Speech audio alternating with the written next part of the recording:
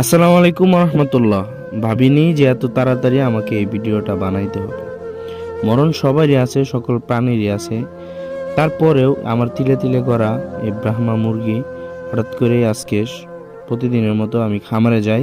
আজকে হঠাৎ করে খামারে গিয়ে দেখে এই মুরগিটা মারা গেছে। মুরগিটা দেখে মানে প্রায় আমি 1 মিনিটের মতো দাঁড়িয়েছিলাম, মানে বলার ভাষা ছিল না কিছুই। তবে মুরগিটা ধরছি, দেখেন কতটা ওজন, প্রায় আপনার 4.5 কেজির মতো ওজন হবে। মুরগিটা মারা যাওয়ার পরে আমি একবারে নিশ্চুপ হয়ে যাই, মানে কি বলবো, এত ছোট, আমি 25 দিনের বাচ্চা এনে তারপরে এতটা বড় করছি, ডিম ডিম পাড়ার উপযোগী করছি। মানে আমি ভাবতেছিলাম যে হঠাৎ করে এত ভালো মুরগি হঠাৎ করে কিভাবে এভাবে মারা গেল, মানে আমি বুঝতে পারতাছিলাম না।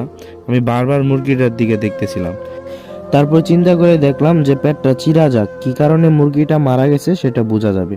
তারপরে আমি পেটটা চিরে দেখি যে পেটের ভিতরে মূলত ডিমটা ভেঙে যাওয়ার কারণে মুরগিটা মারা গেছে।